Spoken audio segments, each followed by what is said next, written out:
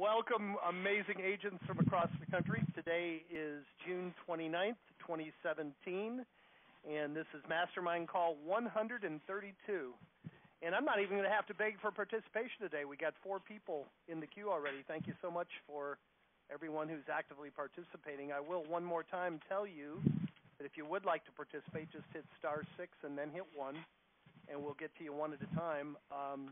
Let me go around the horn with my partners. Tim, anything you want to add this week? Any news you want to share? No, I'll just repeat what I said last week. That is that we are doing a very small, quick test of a program with some obit stuff. If you're interested in that, there's a link on the left-hand side in your subscriber portal, and you can click on that and you can see all the details for that. But we're basically putting a program together of working on obituaries and how to proceed with that marketplace in a way that we think is acceptable and will keep everybody happy doing that and still allow you to offer a high level of value. Other than that, if you haven't already heard from me, you will be hearing from me shortly if you've already filled that out.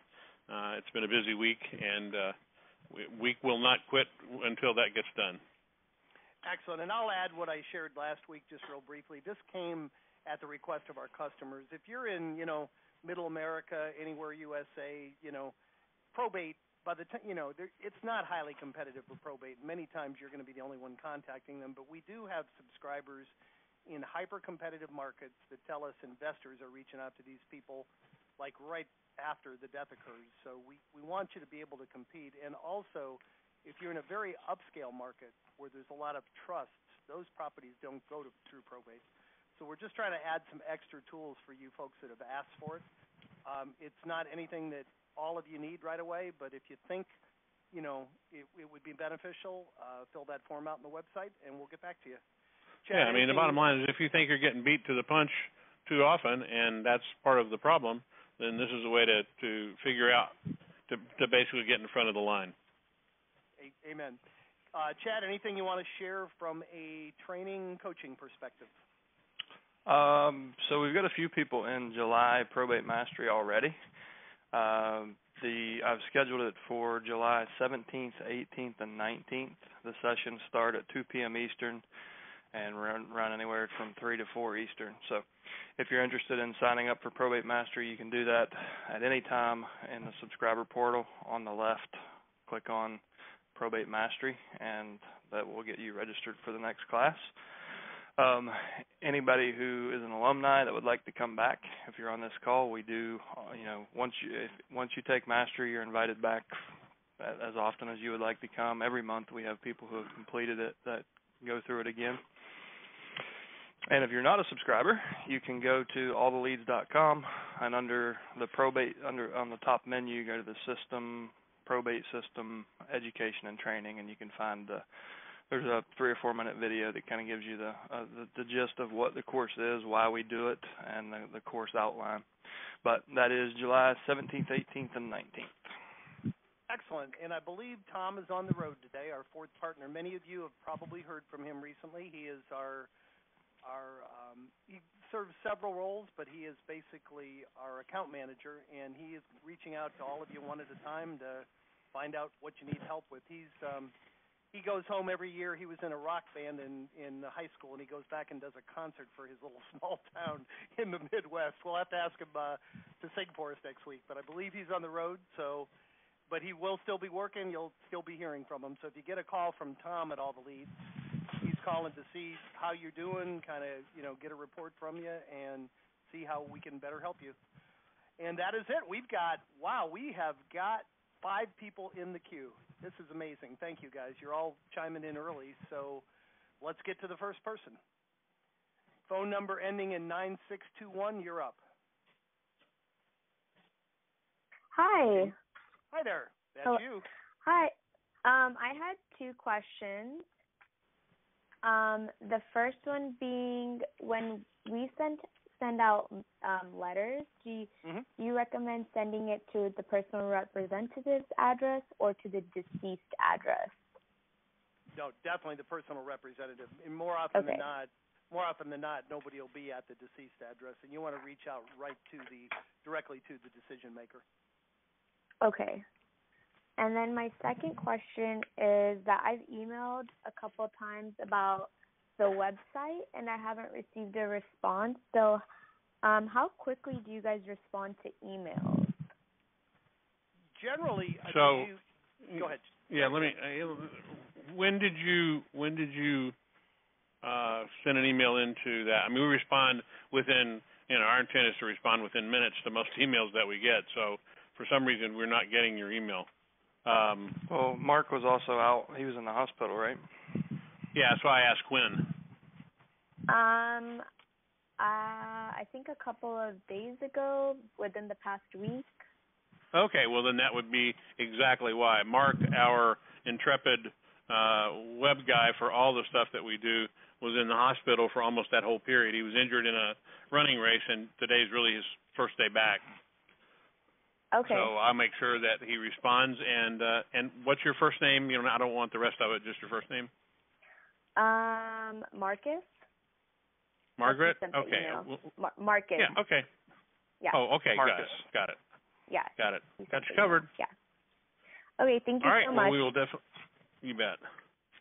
All right. That was easy. Next up, all it says is anonymous, no phone number or anything. So anonymous, you're up. I guess that's me. That's you, yes, sir. Okay. I'm new on board, and I'm kind of anxious and excited at the same time, trying to transition my regular business into this probate. So what advice can you guys give a new person on the block going forward? Is your regular business? I recognize that voice. Real That's estate. Renan. That's Renan, right? Yeah. All right. That's my little brother from local brother Renan. Renan is not new to real estate by any means, but it's a great question from somebody that's been doing this for a long time. Go ahead, Chet, please. Yeah, so Probate Fast Track, the training that we offer as soon as you log into your subscriber portal, that's really designed to start you from ground zero and in 38 minutes put you in front of 95% of agents in the country. So that's the best starting point, is just find a really quiet place, turn everything off, and go through those 3 modules. And I think you'll get a whole lot of clarity there and a whole lot of inspiration of how you're going to do it specifically. So definitely first step is to do that. The thing that really helps a lot of folks build up the confidence to get on the phone is listening to the archived Mastermind calls and role play calls. I would suggest going to the role play calls first, because we have a mostly focus on the initial conversation and objections arising during that. So, go through the fast track and then jump into the role plays and listen to a few, and then just fail forward, get on the phones and give it a shot. It seems like the common denominator to success is action, just no different than anything else. Go through the training we provide and then jump on and fill in the blanks. Okay. All right. And one more question, I'll let it go. I was listening to the conference call that you put on the site. How quickly do you upload it? I know you said your tech guy was out, because I was looking. Typically, we typically post all calls within the hour. Okay. Cool. Yeah, our tech guy had, it wasn't the fellow that was out. The fellow that was out was our account rep for the website, having nothing to do with the technology. Okay. All right. Thank you. Renan, I'll follow up. I know your background. Renan gets on the phone and just hammers it every day, and he has for years with FSBOs and expireds. You're gonna love this lead source compared to FSBOs and expireds. Trust me, they're. Oh yeah. Yeah, they're not getting beat up by a bunch of calls. They're much more receptive. They're actually happy to hear from you most of the time, and they really want what you have to offer. So I think you're going to do great with this. And just to add, the fast track videos, all the forms, tools, scripts, dialogues, everything you need.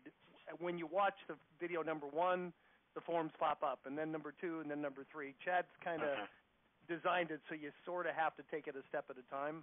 But if you just take a good hour, 45 minutes to an hour, that'd be a great place to start. And then You're going to kill it. I want you to come back every week and let everybody know how you're doing, please. I will. All right, buddy. Anything else? No, that's it. I want to play with the site day by day. And thanks. All right. Awesome, man. Thank you. Well, we got 4 more people in the queue. Phone number ending in 4100. You're up. Hey, I'm new to the probate group as well, and awful excited. When I just heard somebody say that high-end homes don't go into probate, and I'm in a really high-end area. Is that always true? No. Well, Go ahead, Chad. You can answer that. Just to clarify, what he said was a lot of high-end homes are in trusts, and living trusts don't have to be probated. So about 5% of the U.S. population has a living trust. The other 95%, with a few exceptions, will be probated. Yeah. So if you're in a trust, then the lawyer takes care of it all, right? Yeah, but there's still a need. There's still a need for a real estate agent. Obviously, it's just a matter of it's a lot of anonymity comes with a trust, so it's hard to have a targeted marketing campaign when you don't know who the beneficiaries are. And that's one of the things we're testing is can we effectively find the beneficiaries and data that, where that's not publicly available.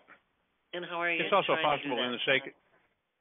It's also possible in the state where there's a trust or in a condition where there's a trust that the attorney may actually be the administrator of the trust as well. So that's also another place to look. And I'm sorry, but I know I didn't mean to interrupt your question. You're asking Chad something at the end of what you said. Well, what I was saying, Jim, is that I guess I was going to ask how you're doing that. How are you going to do that where you can find out what type of... Well, the test that we're running right now, it originates with obituary data. So John Doe passed away and was survived by. And then we use the tools that we've built to go out and basically do the investigation and come back with, valid, accurate information for the surviving family. Right. We don't know specifically who the personal representative will be at that point because they may not have been appointed at the time of the obituary being posted. So it's the kind of most likely suspect plus a lot of other contact information. Okay. And awesome. if I may, I wanted to add also that 5% of everybody should have a living trust. If you have any assets of value at all, only 5% of Americans do. And don't automatically assume that just because people are rich that they have a trust. I'll bet 2/3 of the Steve Jobs millionaires. Yeah, Steve died. He died with that one, right? Steve Jobs had his estate was probated. Yeah. So what I'm saying is you still will get the upscale properties. It's just a higher percentage of them will be in trusts.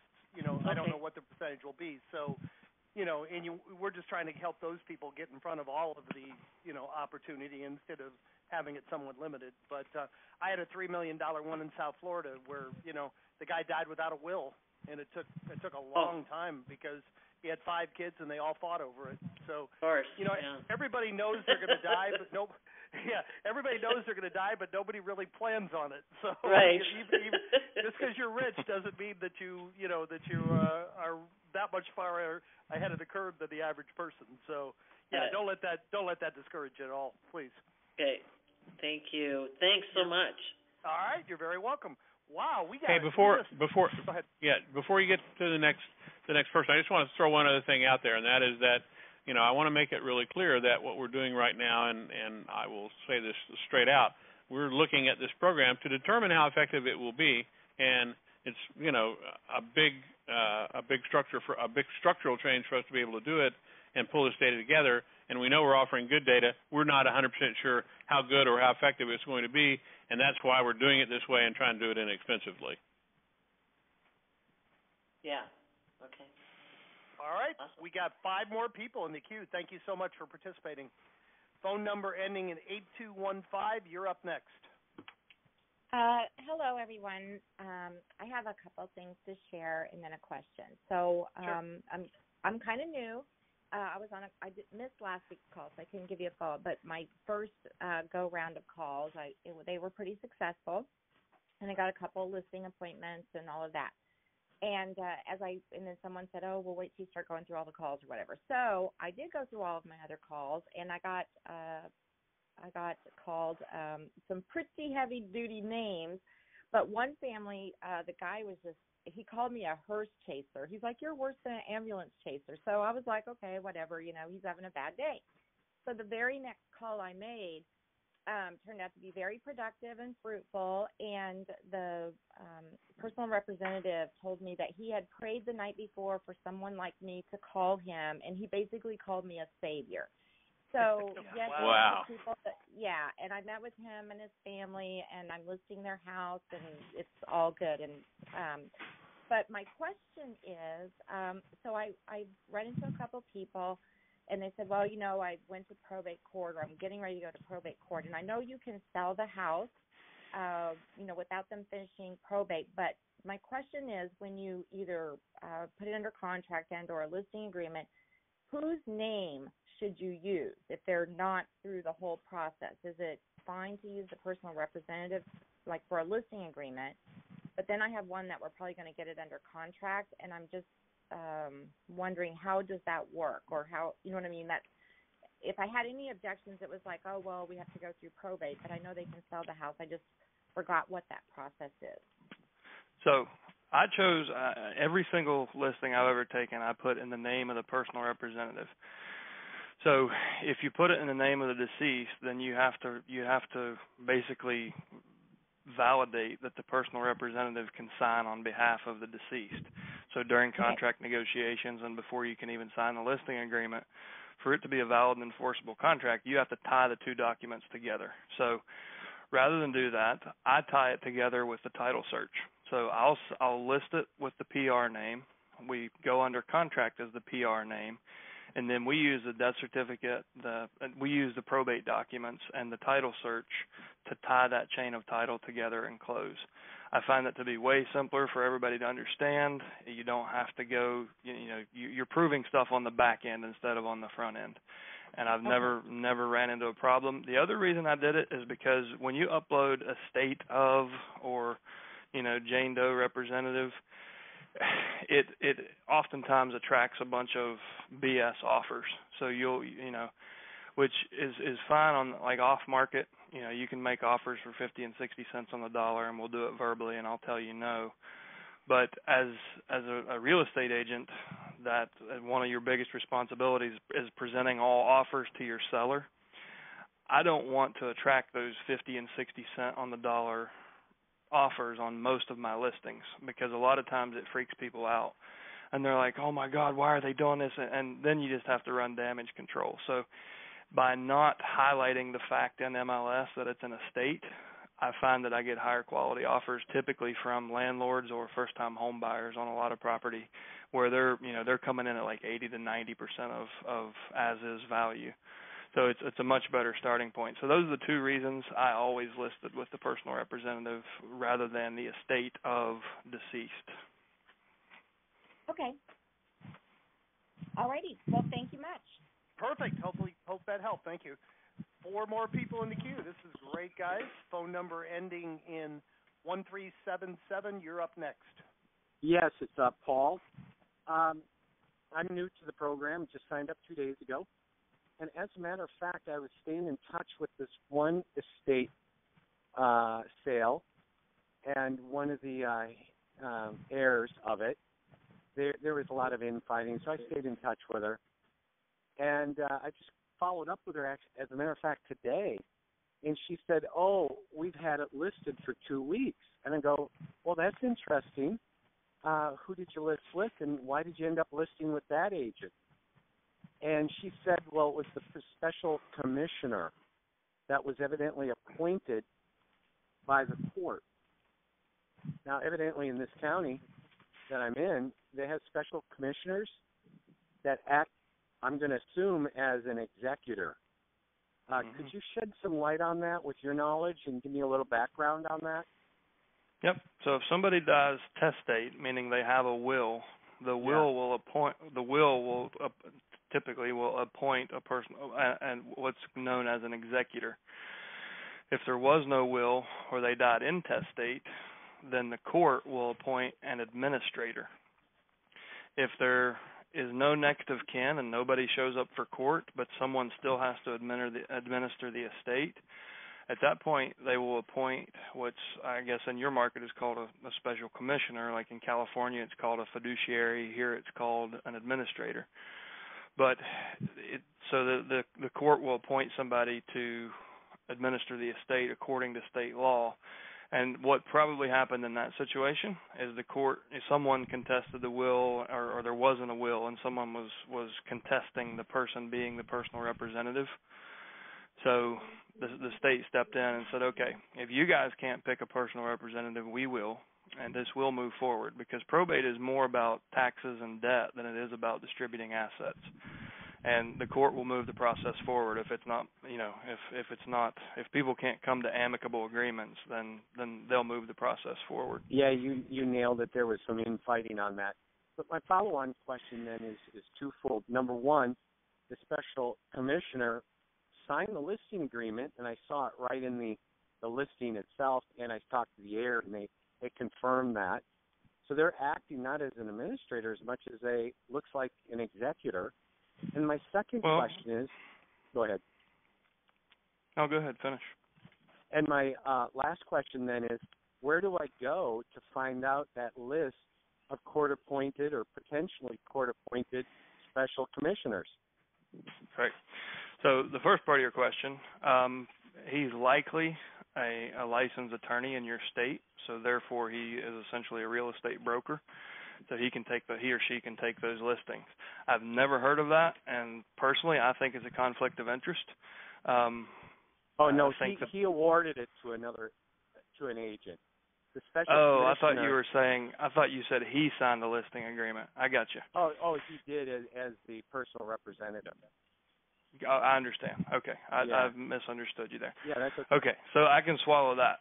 So there are actually one of our subscribers in California actually found a group of fiduciaries, which is the same position you're talking about in your state, and they actually meet, I think, once a month or once a quarter, and he was able to network himself into that group. And I just helped another subscriber this morning find in her market the actual phone number for that person in her county. So the way I found that is I just Googled probate court in that county, and then I was actually coaching her to call the probate clerk and get to know her and ask who the public administrators were. And sure enough, they had a phone number for the public administrator office right there on the page. So you just have to do a little bit of research in your county. If there's nothing online, just call the probate clerk and ask them to give you the number for the special commissioner or commissioners.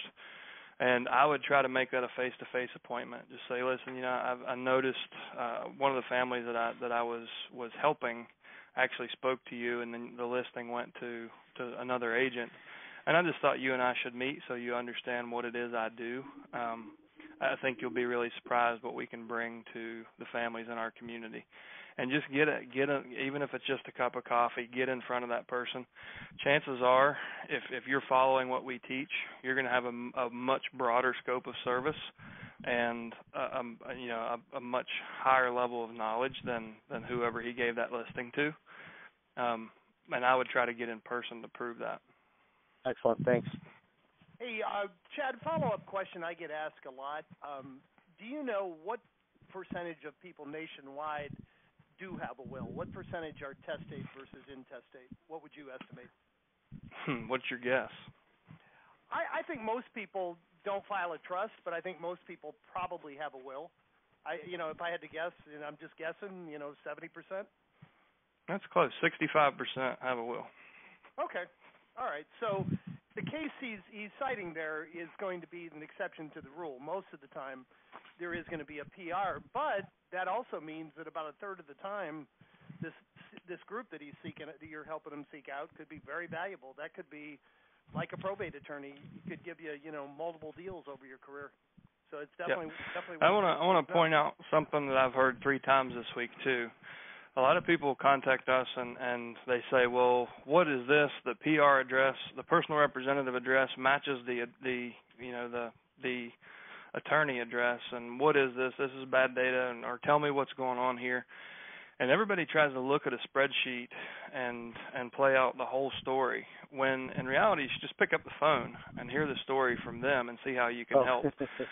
But in that case, it's oftentimes it's this situation where the attorney is representing the estate as the public administrator, or it could be a case where the family just simply, because of incompetence for any reason, the family may have said, you know what, or I don't want to put this stress on my kids, or I don't trust my kids. So the attorney who writes the will, I'm going to go ahead and appoint while I'm alive as my personal representative. That way my family doesn't have to do this while they're grieving my death. My attorney can do this. So don't jump to conclusions when you see things like this in the data. The only way to know what's on the list is to call the list and speak to these folks. Don't jump to conclusions and jump over, step over opportunities, because if you think about it, if you're essentially dealing with someone who's tasked with the same responsibility, they have to administer an estate, and part of that is selling assets. The difference is they're not emotionally tied up in the death of somebody. It's a client relationship. It's business. It's everyday business to them. So it's more of a business to business transaction without all the emotion wrapped up in it that most PRs have. So it can actually be an easier listing for you than dealing directly with the PR. And it's not common. You should focus on marketing directly to PRs because that's over 90% of the market. But the ones that you see, absolutely don't write those off, because if you can get a relationship with this fiduciary or special commissioner, you could get a career of referrals, and it's going to be easy business because they say, okay, there's nobody in the family, here's your listing, go sell it and let me know when it's done. So be sure you're not reading too far into a spreadsheet and costing yourself opportunity. Excellent. Thank you very much. We have 4 more people in the queue. Any follow-up question, or did we answer? No, I'm good. Thanks. That was great. All right, excellent. Thank you. All right, phone number ending in 6997. You're up next. Hey guys, it's Jeff Shear. Hey, Jeff. I want to confirm a story that you guys have been spreading around. It's unbelievable, but it happened to me. I had a personal representative call up. They have 3 homes that they need to divest from, and they've invited a number of investors, and I'm the only realtor. So confirming your stories, these things do happen. They're not made up by you guys as some ploy to get us in here. But I'd like a question is how do I approach them? They're going to have the investors go in 2 weeks. They've scheduled the investors over 3 days in the next 2 weeks, come in and look at the houses and make their offers. My thought is I'm going to go ahead and do the CMAs and put together a nice presentation. I won't have seen the inside of the home, so I'll put in a range of proposed listing amounts. Send them that nice thing, hopefully before the investors get there. What do you think? I would encourage you to save that until after they've been there. Is that right? So I would say, well, Jeff, listen, I encourage you to meet with as many people as you can, but it's no surprise that investors make their money by acquiring your equity, right? There's one reason they want to take the risk, and that's because they get the equity. Right. So can you make a commitment to me that you'll wait until we meet, until you make a decision? And then I would put myself in line behind all 3 of them if they give me that commitment. And I wouldn't, in order for them, and my hopes would be that they would hold the commitment. They would be afraid to take any of those 3 offers, no matter what the ethics or how much pressure was put on them by the investor. I would be dangling the carrot of here's the truth, but you got to wait to meet with me. And I'm going to do a bunch of research, and then also what I would do, Jeff, is use the net sheet that's in our file downloads. There's a net sheet that has 3 scenarios. Right. If it were me, I would say this is what my cash buyers could pay you. This is what we could sell it for as is, and this is what we could do like retail. But that's going to require you to do some repairs, improvements, yada yada. So I would be 100% transparent and take them your cash offer too, because if that cash offer is higher than the other three they got, then you go get your guy to make it. And you even if cash offer is in their best interest, you're still a player. You're not cut out of the scenario. And Jeff, I was going to add that I understand why you want to give it to them ahead of time, but that also could work against you, because they might pull that out in the middle of an investor and get the investor to raise his offer substantially. Right. These trades don't have a higher offer. So you kind of want to, I agree, if you can get that commitment, you want to hold it to the end and just be substantially better than any of the others. And you want to have them looking at those the investor offers as offers that remain on the table while you, if you want to, if your objective is to get it listed, those offers remain on the table while you're out there getting it listed and getting it sold as a listing for top dollar. And it's just a matter of time, and so you got to deal with it from a time perspective. Find out what's most important to that person that's selling it. Is it a time critical sale? If it's time critical, then you got to play for the cash side. If they have the luxury of time to wait, then you're the best choice always. You're always going to be the best choice because you're going to retail the property, and all you need to do is explain that. Yeah, in this case, I'm pretty sure they have plenty of time. So they're taking the time to do. You should never lose this. You should never lose this deal. Then, if you're the only realtor in this game, there's no reason for you to ever lose this deal. Oh, now you're putting the pressure on, huh? Pressure's on. You bet. No pressure. Second place is a pair of steak knives, Jeff. That's right. Anyway, I just really wanted to get your advice and also confirm that your stories, at least in this case, are true. Thank you so much. At least in this case, well, I appreciate that. Hey, you caught us telling the truth. Thank you. You bet. We got three more in the queue. Phone number ending in 2588. You're up next. Oh, thanks for taking my call. Real quick, I'm on the website, and I've got my first appointment from the letters. Somebody called me yesterday, so I'll be going out to meet with them this afternoon. Is there any sort of downloadable marketing materials or that I would add to a regular, the materials I'd normally take out on a listing appointment? It's more probate related. Did you speak to Mark earlier about the credibility package? I did. Okay, I thought so. So I was going to call you right after this call. I'm glad you asked. So you know about the credibility package, and the way he said it probably wasn't a good fit for you. I mean, really, it's you don't need anything specific. I mean, when you look people in the eye and you're there to help, they feel that, and they'll do business with you. So don't feel like you're at a disadvantage because you don't have any probate-specific marketing pieces. What people have had good luck with, and we can actually do these for you. You can see an example. If you go to our Facebook group, All the Leads Mastermind, and look in the Files tab, there's a trifold brochure that Bud Thompson shared with the group.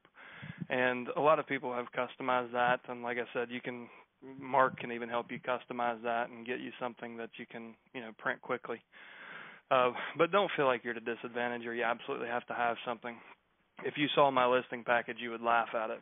In Probate Mastery, I go through my entire listing package, and trust me, there's nothing more. There's a Word document and an Excel document is what I take on listing appointments. And I tried all the other ways, and I tried, and I found it actually took away from my credibility because I was talking about my marketing and everything else. And at the end of the day, people don't care what their Mercedes. I was thinking more of a service, something that shows the services that I provide, not necessarily the slick stuff that you would show a traditional seller.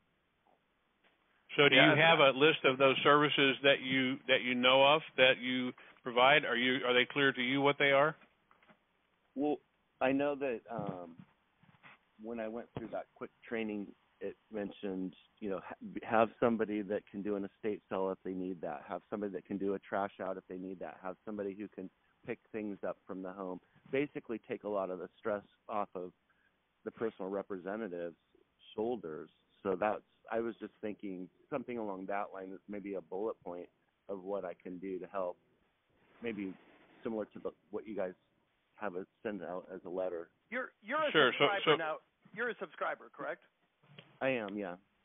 Go into our letters. Yeah. What you're talking about is basically our options letter. That you're giving the seller multiple options by explaining the various services that you provide. You could just take it. Go to all Mailbox from there. Motivator. Just log into your subscriber portal and click on Mailbox Motivator, and you'll be able to see the sample letters. And if you need some help looking through that, we'll be glad to help you. Mark can help you with that as well. He can tell you anything you need to know and show you the text of that. But the options letter talks about that and expresses each of those services that you're talking about with a little bit of information about them. In other words, it'll explain what the cleaning crew is there for and what the disposition of the assets of the person who passed away, how they'll be handled, a little bit more detail about that to make people more comfortable. And if that's what you're looking for, that's fine. But I'm going to go back to what Chad said. That's a leave behind, not necessarily something you've got to have to walk in the door. And if you walk in the door and you can talk about all of those articulately, you don't need anything on paper. You can explain it to them, and you can explain it by looking at the property and all the rest of it and pointing things out. I mean, it's a great opportunity to do that. Okay. So you get the rest of it done and have it, but don't wait. The best leave behind is a copy of a signed listing agreement. That's true. There's that. And there's that. Thank you. All right, very welcome. And I think I recognize this next name. I think he's done a few probates since he's been with us. Rodger Lacey, you're up next. Hello? Rodger, yes, sir, you're up. Oh, thank you. A couple of things just listening to the calls on the issue of trust and getting into trust and attorneys. I have found, this is what I've found in my market in Arkansas, is that there are a lot of higher end properties in that, but it doesn't mean that there is no higher end in probate. But the issue for me has worked out well with trusts by proving value and differentiating myself with the attorneys, and I can do that with the probate service, including the attorney in the process of, we're cleaning out right here, we found a leak over here in the water, and all of a sudden that's just among the weekly calls that I'm making to the attorneys on the cases that I'm working and finding that, and all of a sudden the attorney sits there and goes, oh, I didn't know that there was a water leak over there underneath the sink, and doing those things to try to build value, as well as including the CMA or the BPO with the attorney, so that he can see where the pricing is and he can explain it to the judge. In Arkansas, probate is very very court intensive process.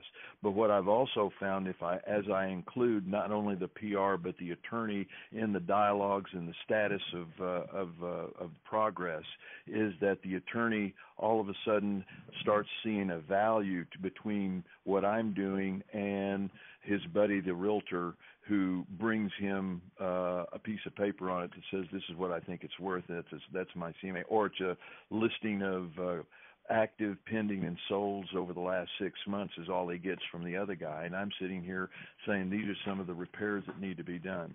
As far as Jeff is concerned, competing with investors, Jeff, I would suggest ask the personal representative to go see the property so that you can make a more appropriate valuation. You're differentiating yourself significantly from the investors by looking at it. I did exactly what you were doing from the personal representative on 2 houses in an estate, and I've got to one of them, looked at it, needs some repairs, probably floor and paint, and that's we can get it, and we can get it somewhere in the market. And it wasn't until about a week later that I could get into the second property, and she said, well, it's my dad's, and we had a renter in there, and all of a sudden I find out there's a leak in the roof, there's foundation issues with it, and she was thinking that they were about the same size, but they would bring approximately about the same thing, and so did I in my initial one's 1,700 square feet and the other one's 1,600 square feet, and they're right next door to each other, but the condition was completely different in the 2 properties. And I said, let me take a look at this other one. Let me coordinate with the renter to go in and just kind of walk through and talk to him about it. And it had significant issues with it. and when an investor comes in, if they don't, they're just making a number, they're just putting a number on it and saying we're going to spend $20,000, $30,000 on the or $40,000 to get it up, and we can do it that.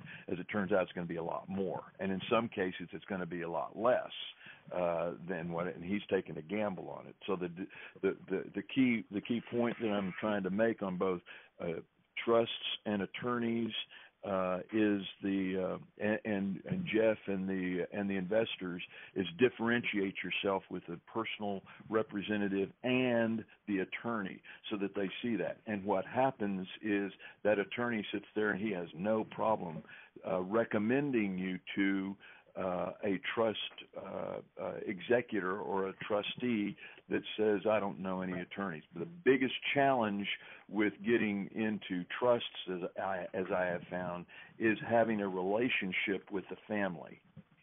And that is what you build when you start differentiating yourself with the personal representatives and the attorneys. You start building that trust issue within them, and so that you can they'll have the faith in you. The question that I have, Chad, is to you, and is the chain of title and the title search on that you mentioned on that. If you have somebody that is a fiduciary or a trustee for the probate court in finding those heirs that are getting the property next. Could you go over that again?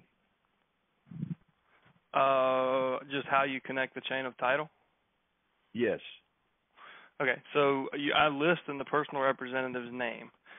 So the listing agreement and the contract. And that's one of the things that I really use to differentiate myself before I go to the listing appointment. It's kind of two-prong approach. One, I'm showing off my knowledge a little bit.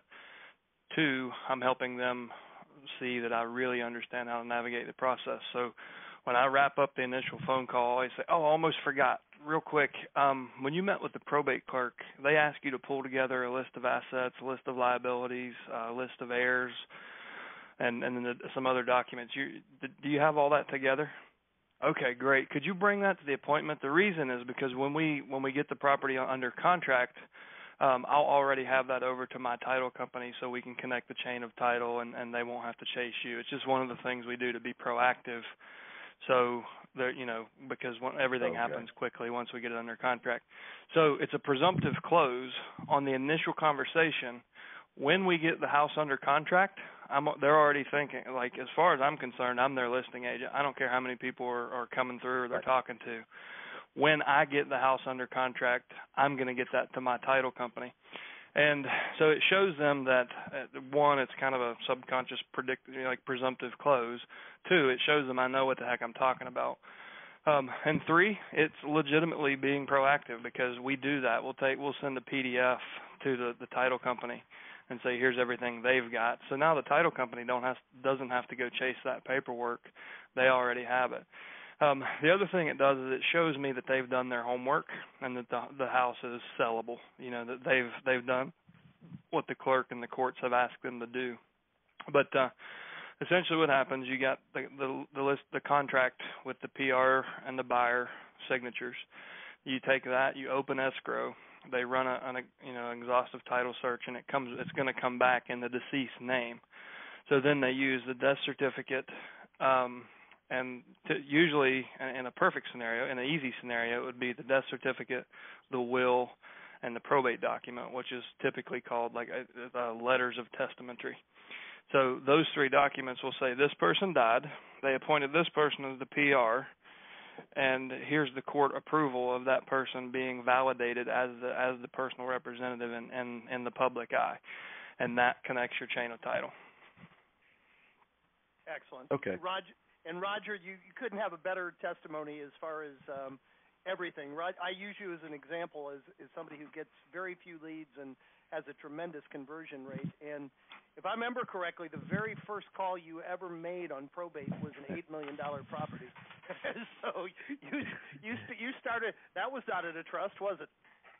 it was a shock to me, and it's still out there. And I'm making regular visits down to Ozark, Arkansas, with the family, and updating their the comps in the area, and trying to find out what's going on with the sisters, the grandkids, and so on and so forth, to develop that, because he's in Ozark, I'm in Fayetteville, and it's about a 45-minute drive, and I'm keeping in touch with him and go down probably about once every 3 weeks, and just keeping him and just finding a reason to stay in front of him. You mean you actually have to put a little work into an $8 million deal, huh? That's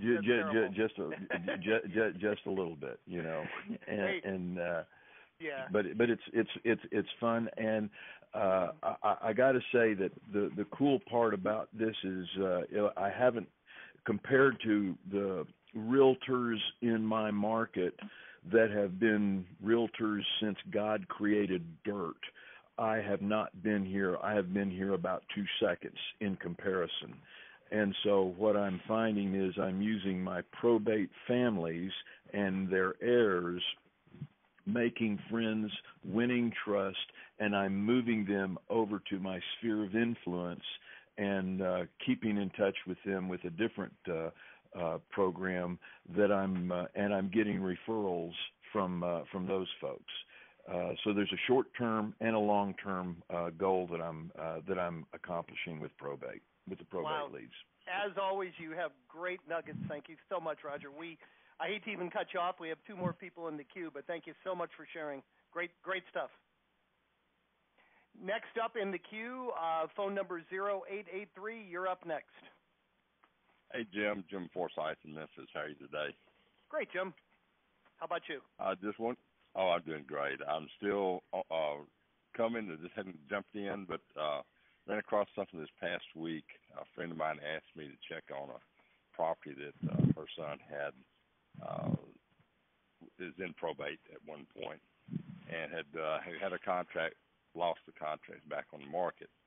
And in talking to the agent that had it listed, he made a comment to me, I've not heard any of you people ever talk about it, that the probate judge had to approve the sale. Is that typical? And do they have to approve the sale price in any case? Good it's question. State by state. So, and in states like Virginia, we have a fast lane. Typically, they don't even work with an attorney. You can do whatever you want.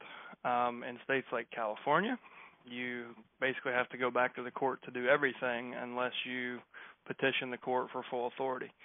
So that's one of those things that you're going to have to learn at your local level. But yes, I should know the count, but it's probably 50-50. Like 50% of states are going to require you to get, when the house is under contract, you bring it to the hearing, and then the judge says, "Yep, that sounds fair. Go ahead and sell it." And you can, like I said, at least in California, and I assume other states have a variation of this, in the beginning of the process, you can petition the court. So, like in California, to do that, you need to sign a petition for full authority, and then either show that you have bought a fidelity bond, or that the will waived the fidelity bond. And those are the 2 conditions. And the court can say, "Yep, you got full authority," or "No, you don't have full authority. We're going to go with the normal process." So there's probably a variation of that. What state are you? You're in Tennessee? Tennessee, correct. Yeah, the one thing I know is your probate court is called Chancery Court. You guys are still in the Old English. Correct. But I would call them and ask, can you please walk me through the process, just so I'm familiar with it, because I'm getting exposed to more and more of these. That's going to be your best education. Just 15 minutes with a probate clerk. Okay. I'm also have been talking with one of the attorneys here that handles probate and trying to get in with him a little bit. So would he be a good person to run this by as far as how the process works? He would, and it's a very good reason to reach out. That's one of the things that we cover in Mastery, is for any reason. Because, human bonding is oftentimes built on teaching each other stuff, right? So, like on the second date, you're supposed to always teach the person something.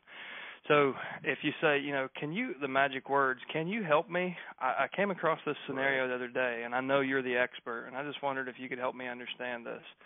That's going to stroke his ego a little bit and be like, oh, that Jim's a pretty nice guy. He really knows his stuff. I was able to teach him something, but he's pretty knowledgeable already. So it's a good reason to reach out to him.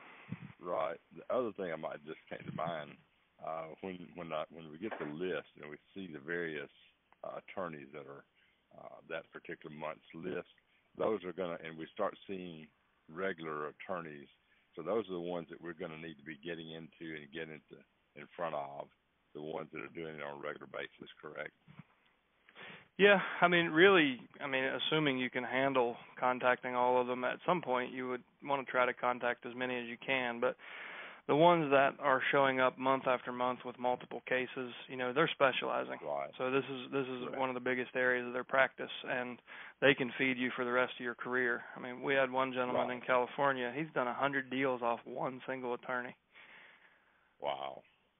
So if you impress them, it can go a long way. Right.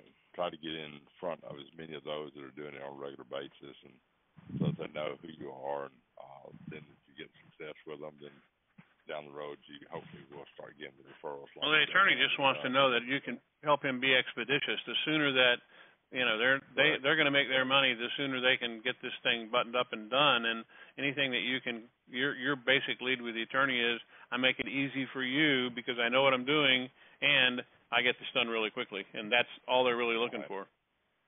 Okay. All Great right. call Well, today. we have. You guys enjoyed it. Yeah.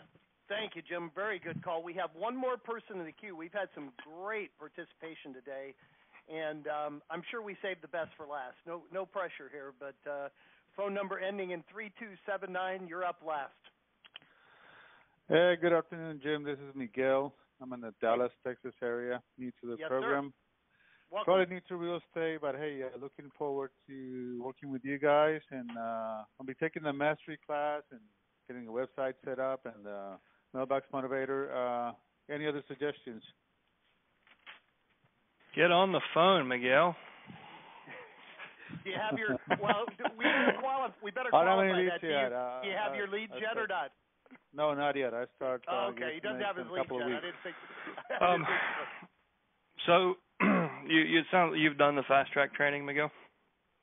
Yes. Fast track. Okay, and have you listened to any of the role play calls and kind of worked on your sales language and what you're going to say when you do make the calls?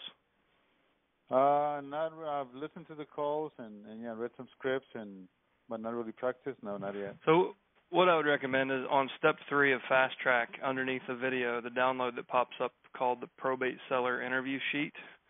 Print that off, or print a few of those off, and listen to a few of the role play calls and see if that's the order you think your conversation should go in.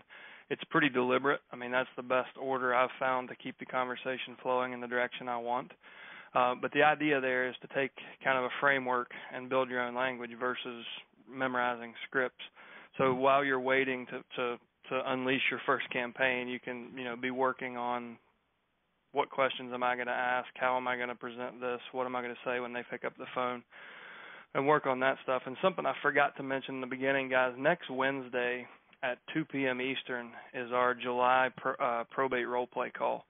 So the first Wednesday of every month at 2 p.m. Eastern, we host it's usually 45 minutes to an hour, where we role play, and it typically is about the initial conversation and objection. So you want to make sure to be with us there next Tuesday at 2 p.m., and you'll get an email reminder of that.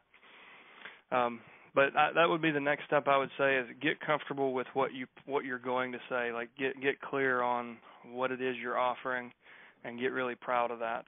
And if you jump on the phones with confidence, success is usually the only result people, that's the result people get if you're really confident in what you're doing. So I would spend the time between now and then getting really confident on your offer. All right. And on your mastery course next month? When is it? When is it? It starts the 17th. If you want to go ahead and sign up, I'll send you, since you're close to getting your first set of leads, what I usually do is I'll send you the June recordings so you can go ahead and get started, and then you can jump in and join us for the live sessions in 3 weeks. Okay. All right. All right. And go ahead and get your letters set up and ready to go, and your website set up and ready to go, so that the day your leads come out, you're ready to rock and roll and do your thing and get people knowing where they're supposed to go and get your letters out. All right, great. Yeah, I spoke to Mark, and I guess we're waiting for the leads to come out so we can set up the mailbox and the website. Okay, perfect. All right. We got two more. We got two more in the queue. We really try to keep these calls at an hour, but I don't want to leave anything unanswered. So if the last two people could be fairly brief, let's take phone number ending in 1138. You're up next. 1138. Is that me? Hello. That's you. Yes, sir. Hey, welcome. How you guys doing? This is Marcus. Hey, Marcus. All right. So, doing good on the calls and getting some people talking and conversating, and then the biggest holdback I'm getting, the biggest push off is that right when they hear, real estate or anything like, what exactly do you do? I offer a list of services. Basically, the response, I guess the biggest objection that I'm handling is, no, we don't need anything, thank you. And then they just kind of hang up and get off the phone. Quit saying it. So don't be Marcus the real estate guy, be Marcus. And I'm finding more and more in competitive markets, like they already have this perception of what a realtor does. And unfortunately, that's usually putting a sign in the yard and taking all your money so they can buy a new Lexus, right? Because that's all we do. So a lot of times, if you're getting a lot of pressure in the marketplace, or they've got a misperception of what a realtor does, that automatically attaches to you as soon as you label yourself. So just quit labeling yourself. Hey, this is Marcus. I've got a team of people here locally that help people through the probate process, and I was just touching base to introduce myself, let you know there's somebody in the community, and to see, what's the biggest problem you guys have had so far. And Marcus, would you come on the Wednesday call? That's a really good thing that we can role play on the call, with the whole group. Is it Tuesday or Wednesday next week? Next Wednesday at 2 o'clock Eastern. Wednesday, not Tuesday. Okay, so Wednesday at 2 p.m. Eastern, which would be 11 o'clock Pacific time, 11 a.m.? Correct. Same day after the 4th of July, and it's on same phone number. But the point, Marcus, is just stop identifying as anything up front other than a local guy who has a team of people that help people in their situation, and focus the whole conversation on people. And then once you can feel that they trust you, then you can bring in the fact that one of the things we do, because most families have about 80% of the assets tied up in real estate, we are licensed realtors, and we can handle everything from A to Z. In addition to all the other services we can help you with. And then it's a much softer approach of they don't get that I'm looking for a listing impression. They're like, oh, so he wants to look at our overall picture, and he's a realtor. He could do it all. It's just it's a different perception that you get if you don't rush into it. Sure. All right. Thank you very much, sir. Did that answer your question, Marcus? Yeah, I'm going to try that out. So I'll be diving into some calls right after and this. And please come on Wednesday and let us know if that works better than what you've been doing, please. And I will. Let's role play it. All right, and I am going to have to cut it off at the next person, guys. We want to let you guys get back to work. We have one more person in the queue. Phone number ending in 8690. You're up next. For some reason, now you should be unmuted. 8690. Can you hear me now? Yes, I am. This is Tom. Okay. Hey, Tom. I'm in Florida. I am new. I got cut off right in the middle of a statement earlier, or I wouldn't have called at the last minute, so I appreciate you taking this last call. I'm making a list of all the best practices and doing a bulletized list and trying to figure out how to get started here, and I haven't even got my leads, and I'm in the process of getting ready to do the probate fast track. But at one point, right when I got cut off, and I believe it was Chad, was saying to another person that was new that you were going to send them some pre-recorded something and that to get you started, and I wanted to know if it would be possible to get that sent to me as well. Yeah, so jump into your subscriber portal. Okay. And look on the left, click on conference calls. And in the top center, you'll see a blue button that says Access Call Archive. Okay. And you've got over 200 hours of archived calls there. Okay, good deal. All right. And they're all summarized too. You don't have to listen to all 200 hours, so you can scroll down both those calls and the role play calls. You can scroll down and see the topics, and and go right to the one that you think you need the most help with. Okay.